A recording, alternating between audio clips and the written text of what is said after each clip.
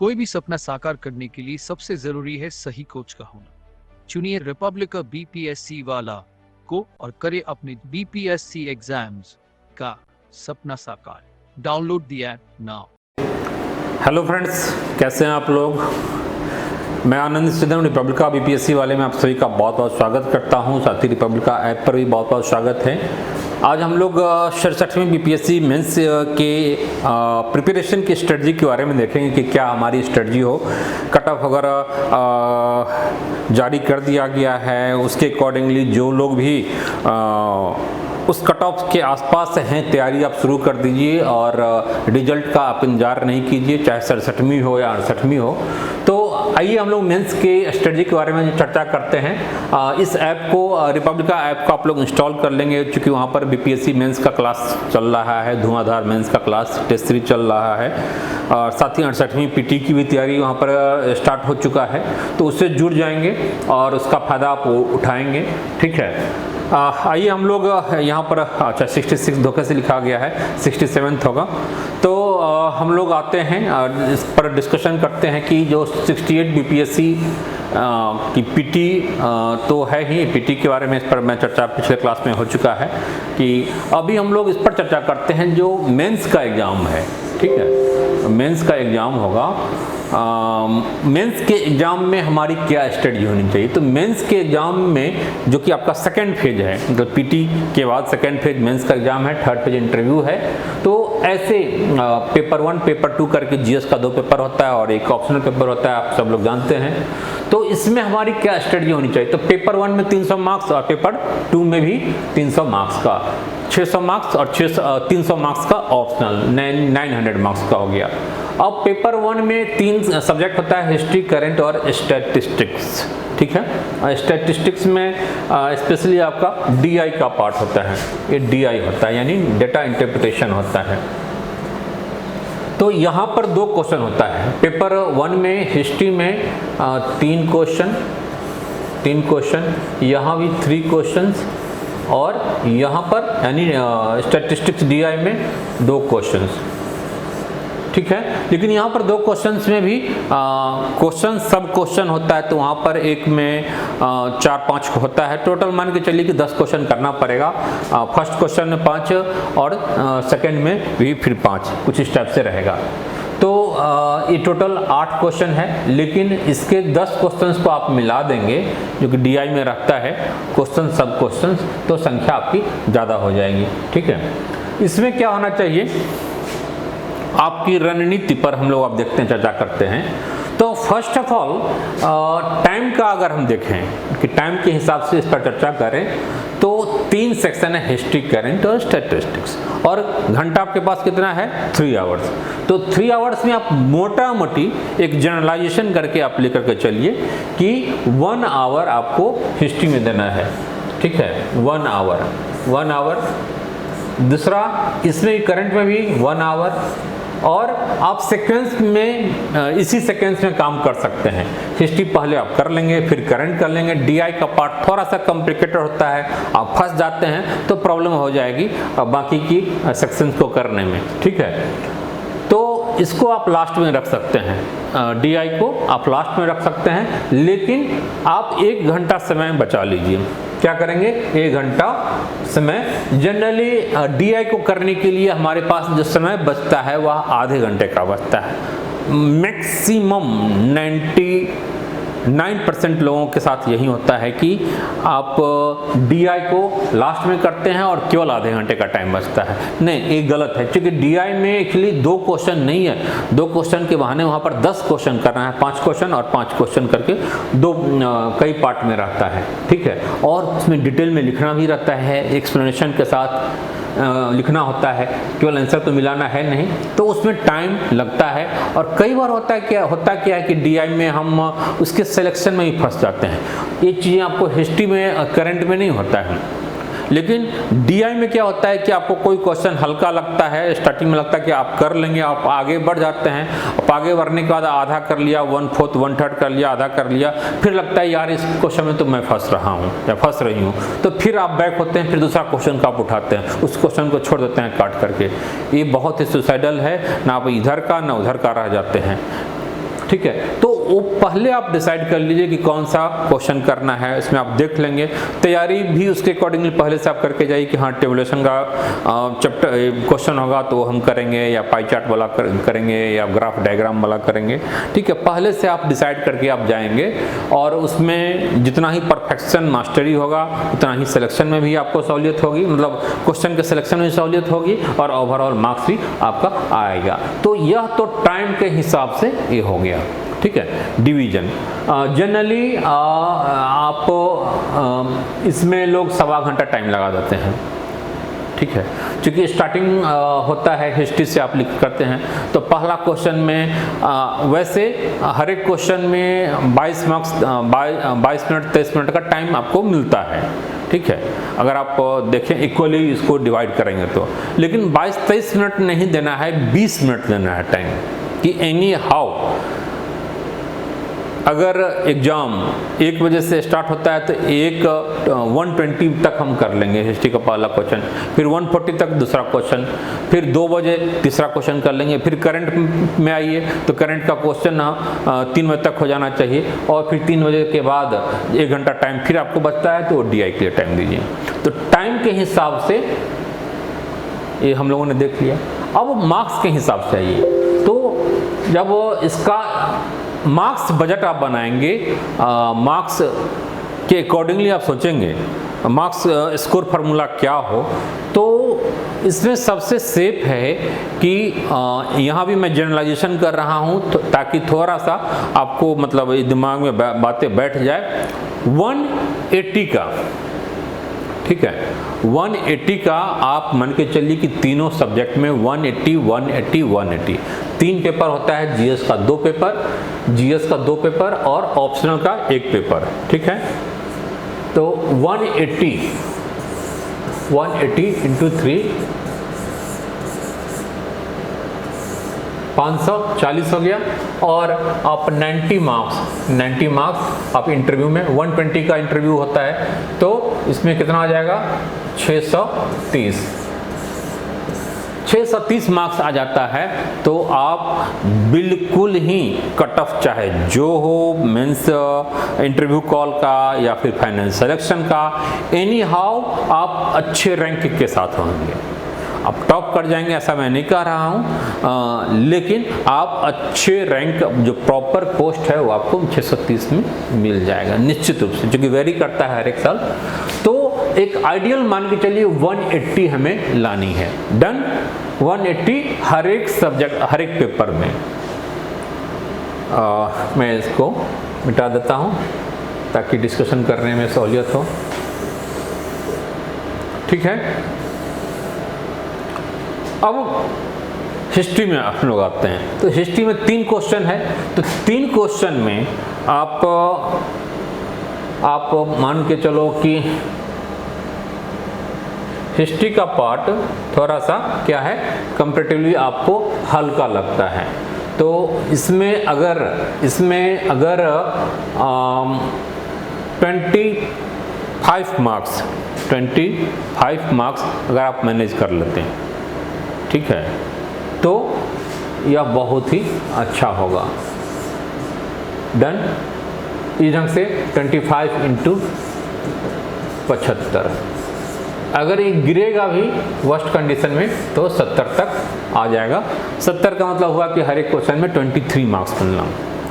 अब आपको इसके लिए स्ट्रेटजी बनानी पड़ेगी कि हर एक क्वेश्चन में कैसे, देखिए करंट में थोड़ा सा कम आ सकता है, क्योंकि करंट में क्या है कि एग्जैक्टली आपको पहले से गेस या फिर अनएक्सपेक्टेड टाइप का क्वेश्चन सा आता है। एक क्वेश्चन आपका ठीक लिखाता है, दूसरा क्वेश्चन बहुत अच्छा नहीं जाता है, तीसरा क्वेश्चन उससे भी खराब चला जाता है, ठीक है। बस कुछ पॉइंट आपको याद होता है और आपको लिखना पड़ता है। तो आप कोशिश कीजिए कि हिस्ट्री में यह जो 25 मार्क्स का है, 25 गुने 3 75, ठीक है, 25 दूना 50, 25 से 75 मार्क्स, ठीक है, ये आपको आ जाए। डन। करंट में अगर मान लीजिए 25 नहीं आता है, जिसकी अच्छी खासी पॉसिबिलिटी होगी, तो यहाँ पर 23 का भी आप एवरेज आप निकलता है, तो यह क्या हो जाएगा 69 हो जाएगा। तो यहाँ आप मोटा मोटी आप मान के चलिए 70 मान के चल सकते हैं। ठीक है, रही बात DI की, DI में अपनी ओर से बेस्ट देना है, लेकिन मैक्सिमम देखा जाता है कि कहीं ना कहीं आप गलती कर बैठते हैं, आता हुआ क्वेश्चन भी गलती हो जाती है। तो यहाँ पर आप मान के चलो कि 72 में अगर 40 मार्क्स, ठीक है, 40 मार्क्स अगर आता है तो यहाँ पर आपका काम लगभग बन जाएगा।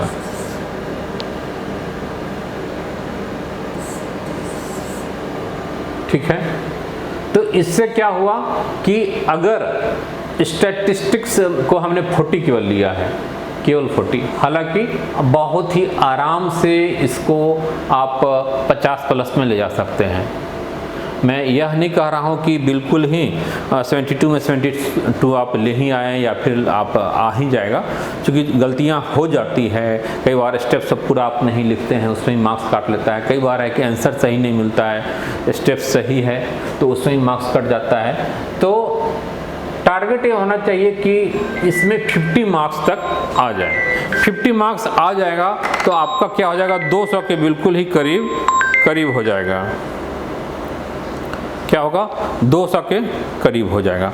200 के करीब हो जाएगा तो इसका फायदा क्या होगा कि आपको सेकेंड पेपर में जो 180 का हमने एक एवरेज लिया है, तो मान लीजिए 180 अगर नहीं भी आ पाता है तो क्या होगा कि सेकेंड पेपर में, क्योंकि फर्स्ट पेपर में आपने एवरेज से 20 मार्क्स ज़्यादा ले आया, 180 के बदले 200 ले आया, 205 ले आया, 195 लाया, तो वहाँ अगर मान लेते हैं 160 ही आता है सेकेंड पेपर में, तो आपका काम चल जाएगा। क्योंकि सेकेंड पेपर ज़्यादा डायनेमिक है, उसमें पॉलिटी भी, इकोनॉमी भी, साइंस टेक भी। तो यह आपकी मोटा मोटी स्ट्रेटजी फर्स्ट पेपर के लिए होना चाहिए। डन। ये फर्स्ट पेपर के लिए मार्क्स के हिसाब से जो स्कोर बजट है, जो मार्क्स बजट है, बजट यही कहता है कि 180 मार्क्स आप लाएं। अब इसमें है कि 25 मार्क्स कैसे आएगा। अब ऐसा नहीं कि मैं केवल आपको कह रहा हूं, मैं बताऊंगा भी कि 25 मार्क्स एक्चुअली क्या है। आप हम मन में सोच लेते हैं कि यार 200 मार्क्स आ जाएगा या 188 मार्क्स आप कर लेते हैं, लेकिन केवल सोचने से नहीं होता है। मकान, इतना बड़ा मकान है तो क्या सोचने से मकान बन जाता है?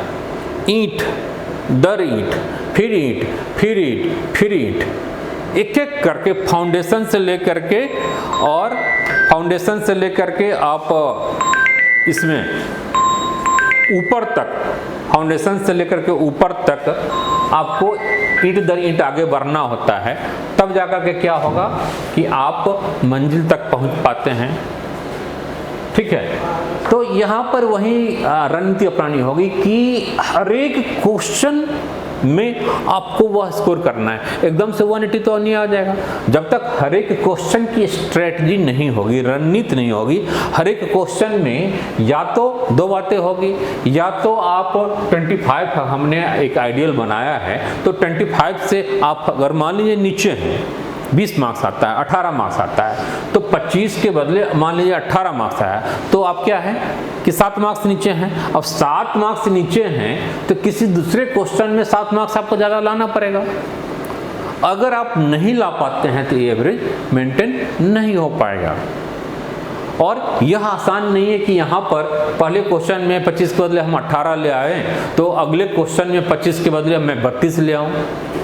यह पॉसिबल नहीं है कि 38 मार्क्स में आपको 32 मार्क्स नहीं देगा। ठीक है, मैक्सिमम 30 जाता है, जाएगा, वो भी एक्सेप्शनल होता है। तो ऐसे में एवरेज को बना करके रखना पड़ेगा। 1-2 मार्क्स फ्लैक्चुएट ऊपर नीचे करेगा। ठीक है, इसके लिए बहुत ही क्वालिटेटिव कंटेंट आपको डालना पड़ेगा। जो आंसर का प्रेजेंटेशन है वो बहुत ही अच्छा होना चाहिए।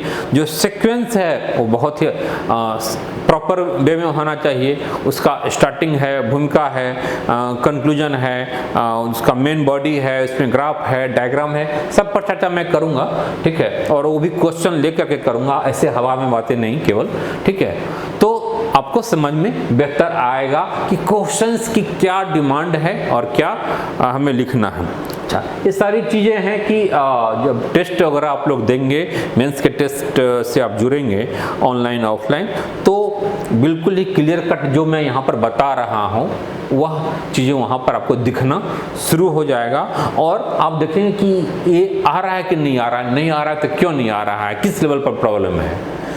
टेस्ट सीरीज स्टार्ट हो रहा है, टेस्ट सीरीज से आप जुड़ जाएंगे। 9 अक्टूबर से मेंस का टेस्ट सीरीज वीडियो मेंस का क्लास ऑलरेडी स्टार्ट हो चुका है ऑनलाइन ऑफलाइन।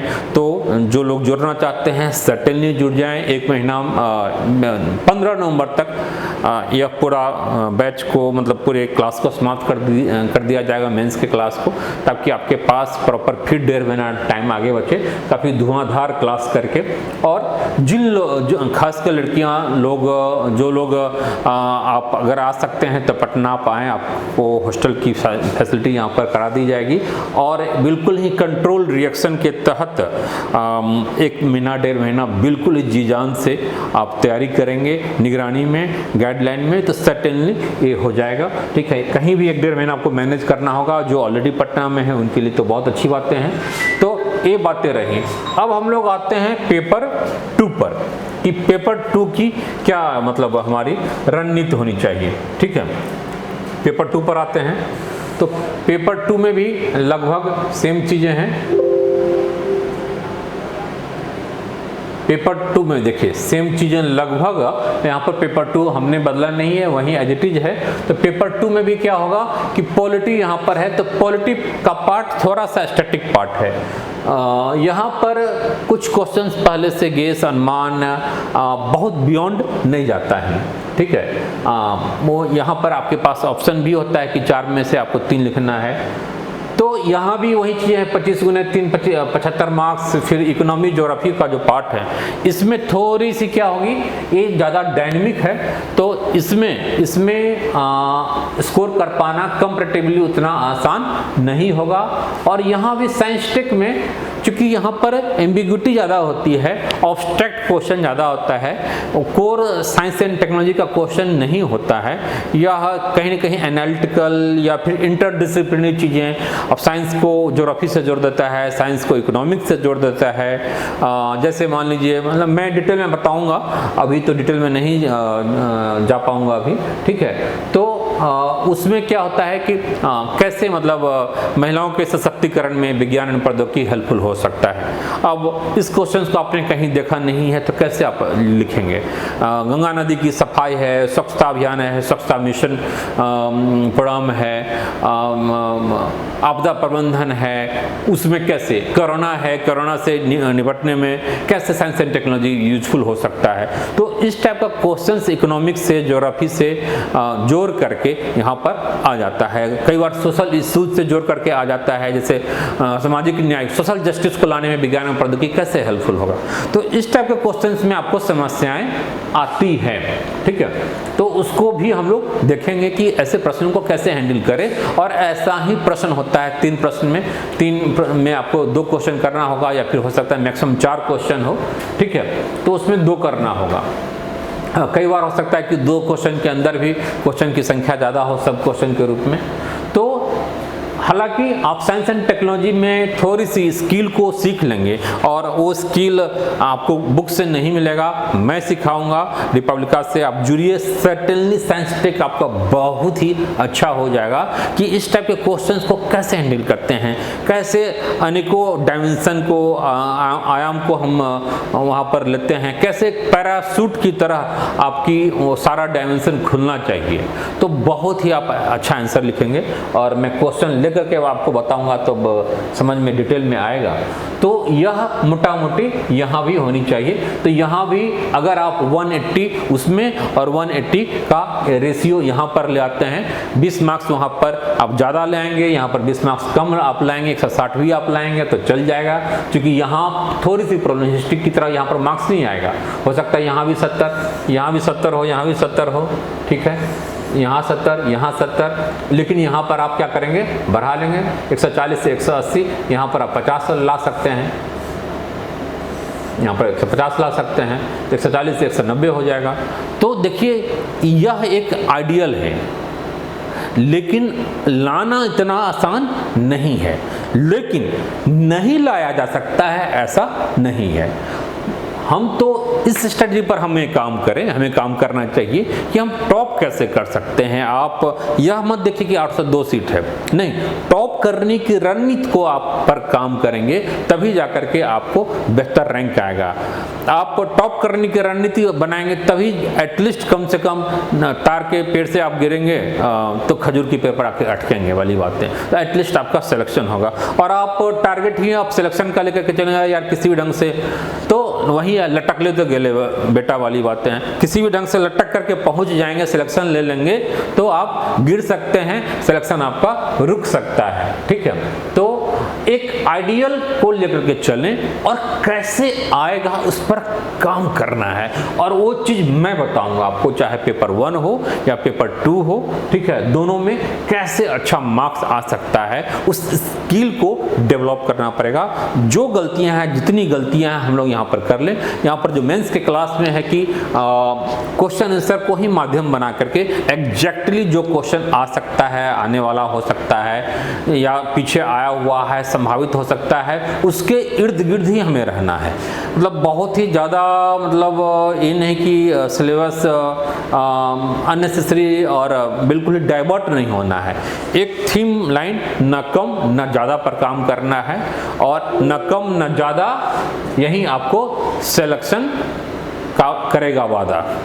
ठीक है, न कम न ज़्यादा और यही आपको सिलेक्शन का करेगा वादा। इस रणनीति पर आप चलेंगे, न कम देना है न ज़्यादा देना है, बहुत ज़्यादा डेप्थ में नहीं जानी है या फिर बहुत ज़्यादा ब्रॉड बेस्ड या बहुत ज़्यादा मतलब अननेसेसरी एरिया को पकड़ना शुरू करेंगे। नहीं, आपको ध्यान में रहना चाहिए कि किस टाइप का क्वेश्चन पूछा जा रहा है। प्रीवियस ईयर के क्वेश्चन को आप हमेशा ध्यान तकिए के नीचे रखना है, हमेशा उठते बैठते अपने एग्जाम्पल को ढूंढना है, क्योंकि हर एक क्वेश्चन में देखेंगे कि टेल क्वेश्चन लगा देता है, बिहार के विशेष संदर्भ में बिना उदाहरणों के माध्यम से स्पष्ट करें।